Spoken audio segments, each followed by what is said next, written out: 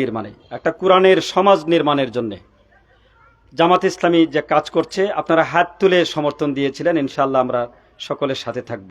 আমরা আছি না এই কথাতে ইনশাআল্লাহ? কেন থাকতে হবে এই পথে? এই পথে কেন থাকতে হবে? এই পথটা তো খুব সুখের নয়, এই পথটা তো খুব কঠিন পথ।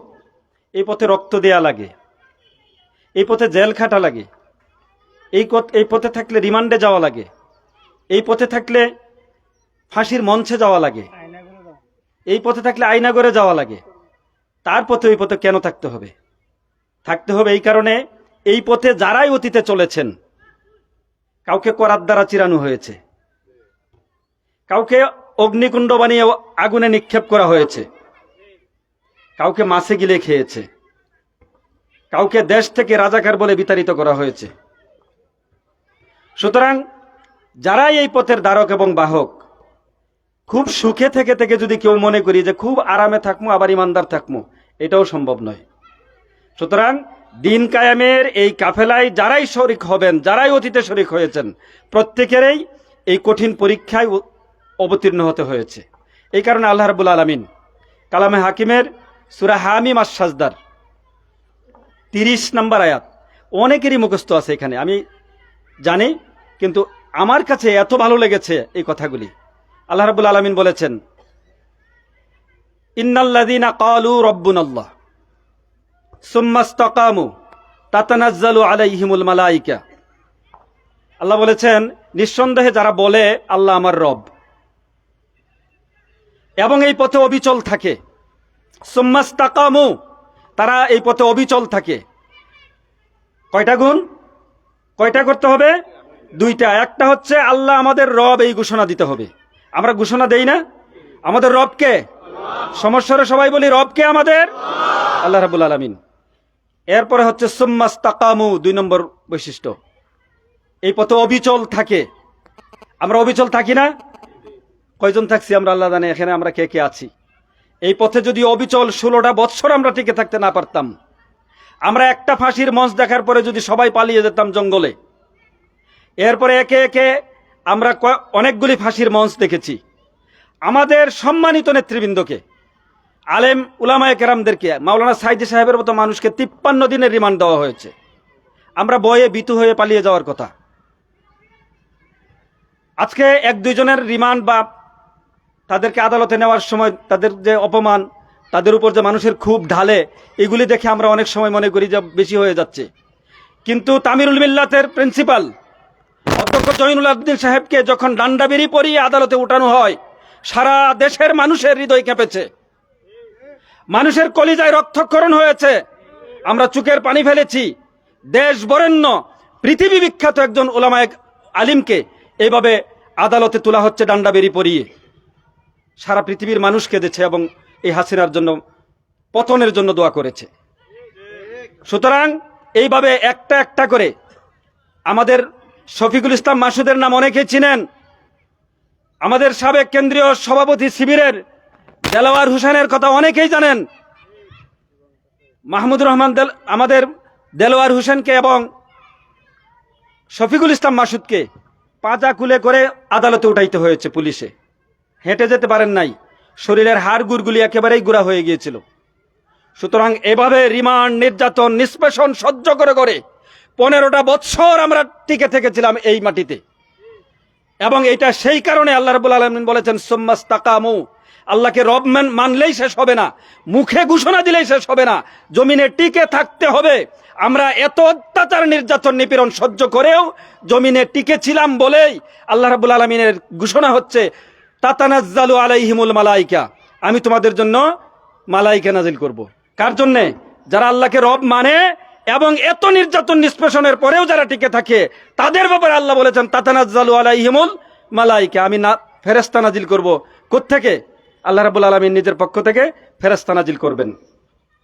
আমরা শাপলা চত্বরে একত্রিত হয়েছিলাম 5ই মে। গত 28শে অক্টোবর গত বছর আমরা একত্রিত হয়েছিলাম ঢাকার রাজপথে। অনেক বড় সমাবেশ হয়েছিল। এর আগে অনেকগুলি প্রোগ্রাম হয়েছে, হরতাল হয়েছে। কিন্তু আমার কাছে যেটা মনে হয়, ওই যে বিগত 5ই আগস্ট যা হয়েছে, ছাত্র জনতার ওই বিপ্লবে আমরা মান্নারগাঁও থেকে কেউ গেছিনি, কেউ গেছি না, দোয়ারা থেকে আমাদের কেউ যেতে হয় নাই। ওই দিন যেই পরিমাণ মানুষ ডাকা হয়েছিল এর চেয়ে অনেক বেশি মানুষ নিয়েও ডাকাতে সমাবেশ হয়েছে, কিন্তু হাসিনার পতন হয় নাই। কিন্তু এই 15 বছর আল্লাহ রাব্বুল আলামিন দেখেছেন, পরীক্ষা নিয়েছেন। তাতানাজ্জালু আলাইহিমুল মালাইকার জন্য আমরা অপেক্ষায় ছিলাম। ওই দিন আল্লাহ রাব্বুল আলামিন, আমার বিশ্বাস আল্লাহ রাব্বুল আলামিন আসমান থেকে ফেরেশতা নাজিল করেছিলেন, এবং আল্লাহর সাহায্যের কারণেই, আল্লাহ রাব্বুল আলামিনের পক্ষ থেকে সাহায্য আসার কারণে, সেই তাতানাজ্জালু আলাইহিমুল মালাইকা হওয়ার কারণে সেদিন বিজয় এসেছিল। সুতরাং এই বিজয়ের জন্য আমাদের কারো কৃতিত্ব নাই। এই জন্য আল্লাহ রাব্বুল আলামিনের শুকরিয়া জানানো ছাড়া আমাদের মুখে আর কোনো ভাষা নাই। কি বলেন, ঠিক আছে না কথা? সুতরাং এই বিজয়ের ব্যাপারে আল্লাহ রাব্বুল আলামিনের ঘোষণাই হচ্ছেন চূড়ান্ত ঘোষণা। তাতানাজ্জালু আলাইহিমুল মালাইকা, আল্লাহ রাব্বুল আলামিন ফেরেশতা নাজিল করলেন। আমি কথা লম্বা করছি না, আমাদের প্রধান অতিথি কথা বলবেন। বাংলাদেশ জামাত ইসলামী এখন খুব সুদিন এসে গেছে, ভবিষ্যতেও খুব সুদিন থাকবে, আমরা এটা মনে করি না। আমরা মনে করি আল্লাহর দিন প্রতিষ্ঠা হওয়ার আগ পর্যন্ত আরো যত জঞ্জাল আসে, আরো যত ঝড় ঝাপটা আসে, আরো যত তুফান আসে, সবকিছু সহ্য করতে আমরা রাজি আছি। কারণ আমরা বিশ্বাস করি ইসলামের জমিনে কায়েম হবে আল্লাহর পক্ষ থেকে, আল্লাহর ফেরেশতাদের সাহায্যের মাধ্যমেই এই জমিনে দিন কায়েম হবে। আমরা এই দিন কায়েমের আন্দোলনে শরীক হতে রাজি আছি না? এই দিন যদি কায়েম হয়ে যায় কি হবে জানেন? 10 টাকা কেজি চালের ওয়াদা আমরা করি না, আমরা দ্রব্যমূল্য নিয়ে কথা বলি না, আমরা আপনাদের ব্রিজ কালভার্টের কথা বলি না। এইগুলি অটোমেটিক হবে। দেশের সম্পদগুলি যদি চুরি না হয়, ডাকাতি না হয়, লুটেরা যদি লুটে না খায় লুটেরারা, তাহলে এইগুলি অটোমেটিক হবে ইনশাআল্লাহ। জাকাত ভিত্তিক অর্থনীতির মাধ্যমে এই বাংলাদেশ পরিচালিত হবে, এবং এই দেশের যেই পরিমাণ মানুষ জাকাত খাওয়ার যোগ্য, এই মানুষগুলিকে মাত্র 5 থেকে 7 বছরের ব্যবধানে একটা মানুষও থাকবে না হাত পেতে জাকাত নেওয়ার মতো। মানুষ দরজা খুলে ঘুমাবে, চুরি ডাকাতি বদমাশি এগুলি হবে না। রাতের অন্ধকারে সুন্দরী মহিলা সুন্দর একা একা রাস্তায় হেঁটে যাবে, 100 মাইল হেঁটে গেলেও একটা যুবক থাকবে না দুশ্চরিত্রবান তার চরিত্রের দিকে তাকাবে। সুতরাং এমন একটা চমৎকার সমাজ দেখে যেতে মুরব্বীরা আপনারা চান না? যুবক ভাইরা চান না? আপনারা উলামায়ে কেরাম চান না? এটা যদি আমরা চাই তাহলে জামাত ইসলামী এমন সুন্দর সমাজ বিনির্মাণের জন্য কাজ করছে। আপনাদেরকে সাথে থাকার জন্য উদাত্ত আহ্বান জানিয়ে আমার অসমাপ্ত কথা এখানে শেষ করছি। আল্লাহ হাফেজ। বাংলাদেশ জিন্দাবাদ, বাংলাদেশ জামাত ইসলামী জিন্দাবাদ। আসসালামু আলাইকুম রহমতুল্লাহ।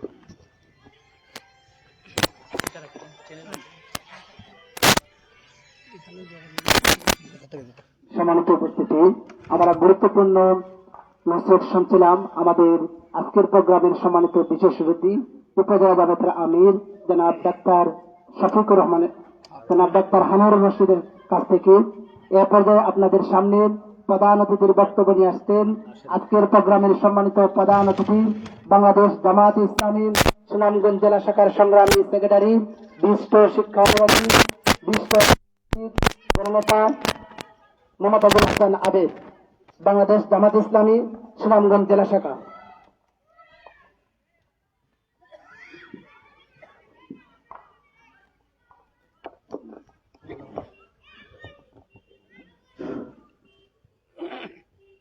নাহমাদুহু ওয়া নুসাল্লি আলা রাসূলিহিল কারীম। আউযু বিল্লাহি মিনাশ শাইতানির রাজীম। বিসমিল্লাহির রহমানির রহিম। ঐতিহ্যবাহী মান্নারগাঁও শাখা, বাংলাদেশ জামাত ইসলামীর মান্নারগাঁও ইউনিয়ন শাখা কর্তৃক আয়োজিত আজকের জনশক্তি সমাবেশ। আজকের এই সমাবেশের সভাপতি আমার স্নেহের ছোট ভাই জুবায়ের আহমদ। আজকের এই অনুষ্ঠানের সম্মানিত বিশেষ অতিথি দরাবাজার উপজেলার পরীক্ষিত দায়িত্বশীল বাংলাদেশ জামাত ইসলামীর দরাবাজার উপজেলা শাখার সংগ্রামী আমির জননেতা জনাব ডাক্তার হারুনুর রশিদ, উপজেলা এবং ইউনিয়নের অন্যান্য নেতৃবৃন্দ, শহীদ কাফেলা ইসলামী ছাত্র শিবিরের নেতৃবৃন্দ, এই ইউনিয়ন শাখার সম্মানিত জনশক্তি, সুধী বৃন্দ, সাংবাদিক বৃন্দ, অন্য ধর্মের আমার ভাইয়েরা আছেন, সকলকে সালাম। আসসালামু আলাইকুম ওয়া রাহমাতুল্লাহি ওয়া বারাকাতুহু। অন্য ধর্মের যারা আছেন তাদের প্রতি আমাদের আন্তরিক শুভেচ্ছা এবং ধন্যবাদ। আমরা এতক্ষণ আমাদের নেতৃবৃন্দের বক্তব্য শুনলাম, আপনারা ধৈর্য সহকারে সবাই শুনেছেন। আপনাদেরকে আমাদের সংগঠনের পক্ষ থেকে সকলকে আবারও ধন্যবাদ জানাচ্ছি। এবং বিশেষ করে আমি যে কথাটি বলতে চাই, একটা পরিকল্পনা আমরা নিয়ে নিয়েছিলাম যে নামাজের আগেই শেষ করে দিব, আসরের নামাজের আগে, কিন্তু সময় পরে কমে গেছে। আমাদের এটা যেহেতু একটা ওয়াদাই ছিল, কথাই ছিল, এই জন্য আবার আমরা আমাদেরকে এই সুযোগ দেওয়ার জন্য এবং আমরা যে কথার একটু পার্থক্য হয়ে গেছে, এটা কি আপনারা মনে কষ্ট পেয়েছেন? আপনারা আবারও কষ্ট করে এসেছেন জামাত ইসলামীকে ভালোবাসেন বলে। এরও আগে আপনারা আল্লাহকে ভালোবাসেন, রসুলকে ভালোবাসেন, কোরআনকে ভালোবাসেন, ইসলামকে ভালোবাসেন। আমি বলবো যে আমাদের কথা শোনার জন্য, বক্তব্য শোনার জন্য নয়, আপনারা আল্লাহর ভালোবাসার জন্য, রসুলের ভালোবাসার জন্য, ইসলামের ভালোবাসার জন্য আপনারা এখানে কষ্ট করে, এখানে কোনো ফ্যান নেই, রোদ ছিল, এই সমস্ত কিছু অপেক্ষা করে আপনারা আছেন। আল্লাহ তাআলা যেন আজকে আমাদের এই বসা, কিছু বলা, শোনার যে তৌফিক দিয়েছেন, এটাকে যেন কাল কিয়ামতের ময়দানে কঠিন মুসিবতের জন্য আমাদের সকলের বাছার একটা উপায় হিসেবে কবুল করেন। আমরা সবাই পড়ি আমিন। কথা অনেক হয়ে গেছে, আর যে পরিস্থিতি আমাদের কাছ থেকে বিদায় নিয়েছে, বিশেষ করে বিনা ভোটের যে সরকার, এদেশের জনগণ তাদেরকে ক্ষমতা আনেনি, তারা জোরপূর্বক দিনের ভোট রাতে দিয়ে জোর প্রয়োগ করে বিভিন্ন বাহিনীদেরকে ব্যবহার করে তারা এই ক্ষমতায় বারবার এসেছে। এবং আপনারা দেখেছেন এ আসার পরে আমাদেরকে যে উন্নয়নের জোয়ারে ভাসিয়েছেন, উন্নয়নের কথা বলেছেন, এই উন্নয়নের যা টাকা দিয়ে করেছেন এর আরো শত শত গুণ বেশি তারা নিজের পকেটে ভরেছেন, ঠিক কিনা? আমাদের তথাকথিত প্রধানমন্ত্রী শেখ হাসিনা যেটা বলেছেন যে আমি পদ্মা সেতু করেছি, কত হাজার কোটি টাকা ব্যয় করেছেন, নিজস্ব ফান্ডে করেছেন, সারা পৃথিবীতে ফলাও করে প্রচার করেছেন। এই প্রধানমন্ত্রীর কাছে এই দেশের সম্পদ কয়েক হাজার গুণ তার পকেটে ঢুকেছে। তারপরে তার মন্ত্রী, এমপি, এভাবে শুরু করে একেবারে পাতি নেতা পর্যন্ত, এখানে কোটি কোটি টাকার হিসাব ছাড়া তাদের কাছে কোনো হিসাবই নেই। কোটি কোটি শুধু বললে ভুল হবে, হাজার কোটি, শত শত কোটি। যেমন উনি নিজেই প্রকাশ করেছেন নিজের মুখ দিয়ে, ওনার পিয়ন ছিল, কত কোটি টাকার কথা বলছেন? 400 কোটি টাকা বলছেন, এবং বলছেন যে বিমান ছাড়া তিনি চলতেন না। কথা বোঝা গেছে? এদিকে যাচ্ছি না। আজকে আমরা যে উন্মুক্ত একটা পরিবেশে সুযোগ পেয়েছি, এদেশের মানুষ সুযোগ পেয়েছে, কথা বলতে পারে নাই, বাক স্বাধীনতা কেড়ে নিয়েছে এই সরকার। আমাদের প্রিয় সন্তানেরা, আমাদের ছাত্র সমাজ, যুব সমাজ, এদেশের জনতা সেদিন রক্তের বন্যা বয়ে গেছে, তাদের গুলিতে, তাদের লাঠি পিটায়, তাদের অস্ত্রের মাধ্যমে। তারপরে আমাদের ছেলেরা, মেধাবী ছাত্ররা পিছু হটেনি, তারা বুক দিয়েছে যে একটা কেন তুমি 10টা করো, 5টা করো গুলি, আমরা পিছনে যাব না। সে আমাদের প্রিয় ভাই আবু সাইদ সহ প্রায় 1000, এখানে তারা অনেক লুকোচুরি খেলেছে, এই 150, 160 এভাবে বলে। আমরা, যে হারুন ভাই বলেছেন, আমাদের আবি সাহেব, আমাদের কাছে হিসাব আছে। আমরা প্রতিটি শহীদ যারা হয়েছে তাদের আমরা গড়ে যাচ্ছি, তাদের পরিবারের কাছে যাচ্ছি। এটা 1000-এর মতো ইতিমধ্যে খবর পাওয়া গেছে। এর পরিমাণ দিন দিন আরো বৃদ্ধি হচ্ছে। যারা হসপিটালে আছে তারা আহত অবস্থায় শেষ পর্যন্ত মারা যাচ্ছে। এইভাবে লাশ আছে, এখনো চিহ্নিত করা যাচ্ছে না। সেই 1000 পরিবারকে চিহ্নিত করে জামাত ইসলামী নিচের যে পরিমাণটা, সে প্রতিটি পরিবারের হাতে 2 লক্ষ টাকা করে দিচ্ছে প্রতিটি পরিবারে। এইভাবে বাংলাদেশে আর একটি সংগঠন নাই। আমরা চ্যালেঞ্জ করে বলতে পারবো, খেয়ে ক্ষমতা নিবে আর কি করবে এটার মধ্যেই অনেকে ব্যতিব্যস্ত।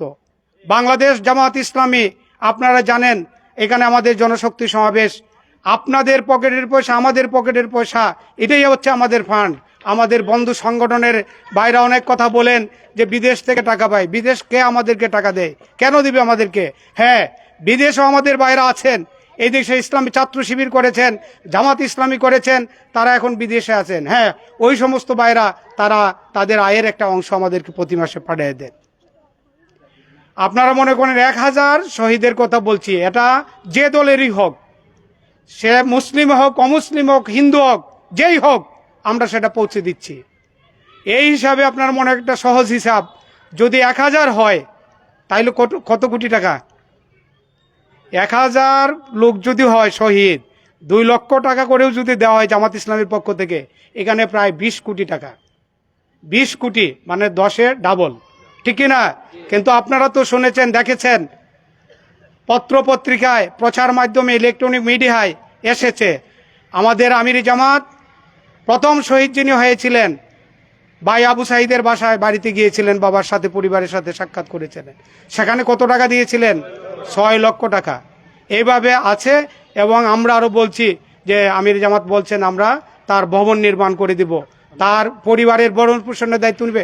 এভাবে একাশ আবু সাইদ নন, এভাবে প্রতিজন শহীদ যারা হয়েছে, রক্ত দিয়েছে তাদের, এবং প্রায় আহত হয়েছে আপনাদের প্রায় 40,000-এর মতো মারাত্মক আহত হয়েছে।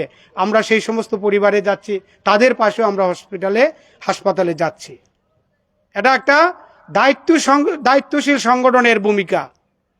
এবং আজকে শুধু বাংলাদেশ নয়, সারা পৃথিবীতে জামাত ইসলামীকে এই বাংলাদেশের প্রেক্ষাপটে মানুষ একটা দায়িত্বশীল সংগঠন, একটি মানবিক সংগঠন হিসেবে আপনারা ঘোষণা করেছে সারা পৃথিবীতে।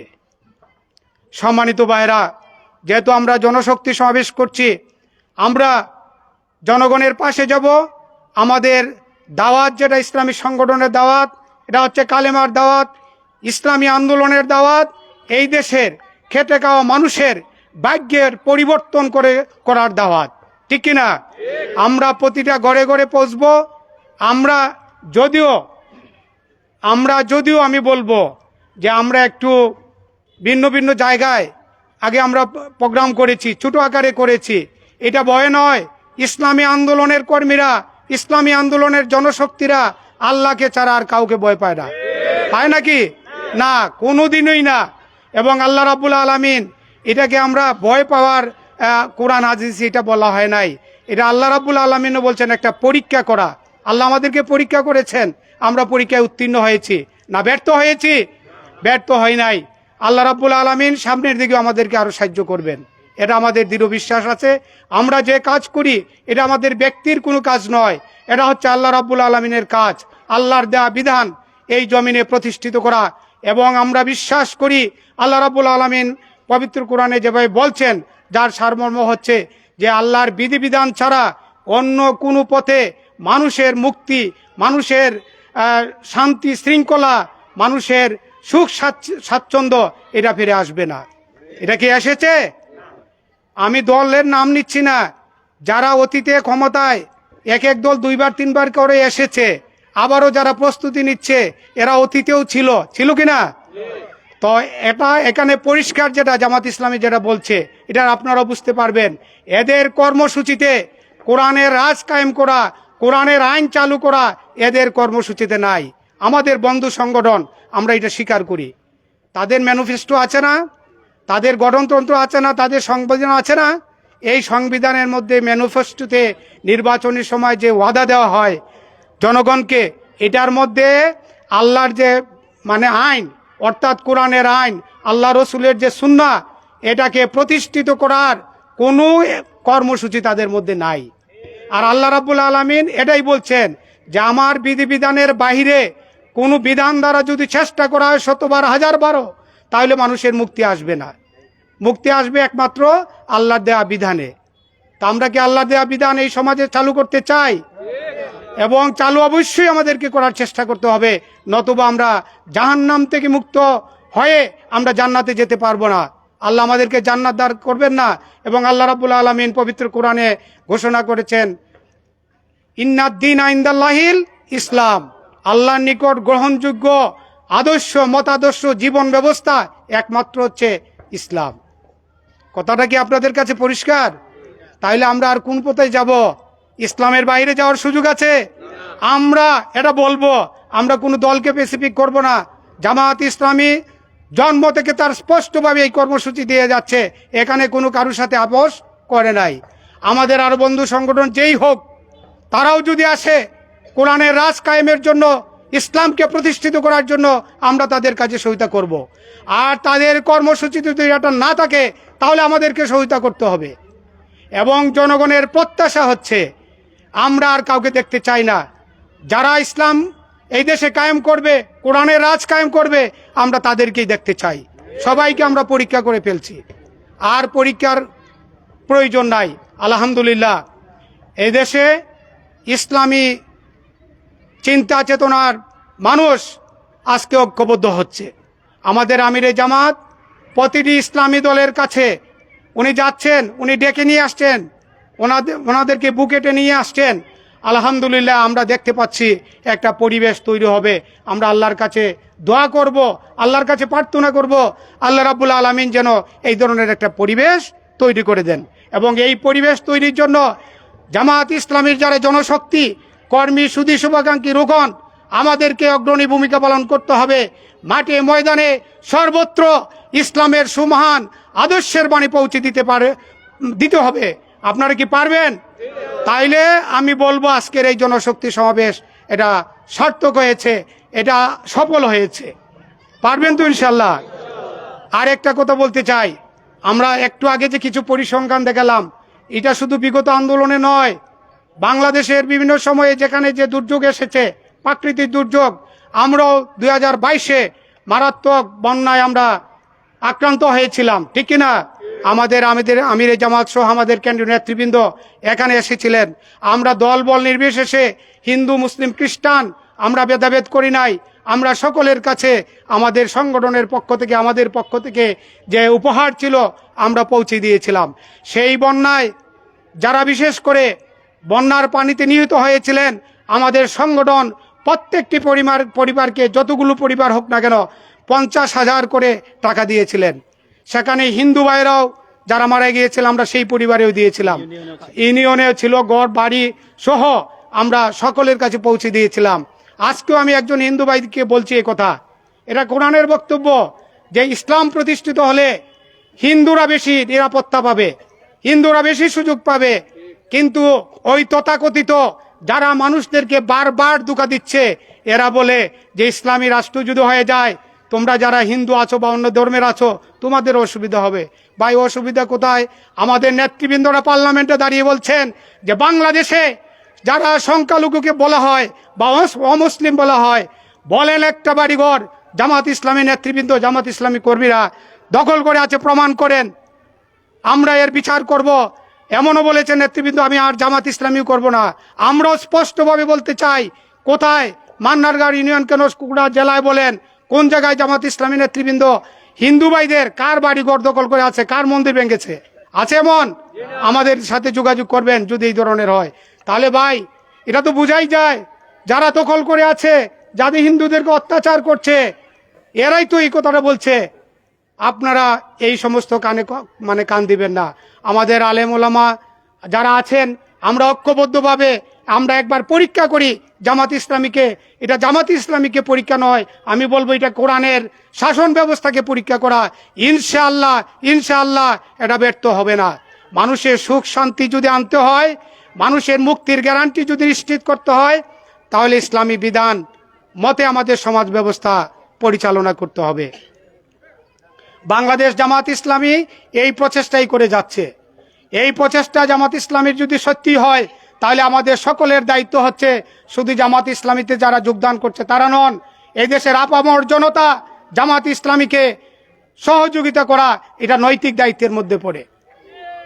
আমি আর লম্বা করতে চাই না, সহজ কথায় যে কথাটা বলতে চাই, আল্লাহ রাব্বুল আলামিন পবিত্র কোরআনের অন্য জায়গায় বলছেন, আন আকিমুদ্দিন ওয়ালা তাতাফাররাকু ফি, তোমরা দিন প্রতিষ্ঠা করো, পরস্পর বিচ্ছিন্ন হয় না।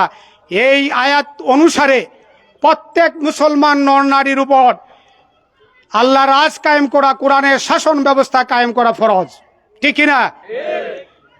এই যদি হয় তাহলে এই ফরজ কাজ থেকে আমাদের বিরত থাকার কোনো সুযোগ নেই। পরিশেষে আপনাদেরকে আমি আন্তরিক মোবারকবাদ এবং ধন্যবাদ জানাই। আমাদেরকে আপনারা কষ্ট করে সময় দিয়েছেন এবং এই সময় আমরা দৃঢ় বিশ্বাস করি এটা আমার মুক্তির জন্য একটা উসিলা হবে। আল্লাহ রাব্বুল আলামিন আমাদেরকে জান্নাত দান করবেন। আল্লাহ রাব্বুল আলামিন আমাদের সবাইকে যাতে জান্নাত দান করেন এই প্রত্যাশা করে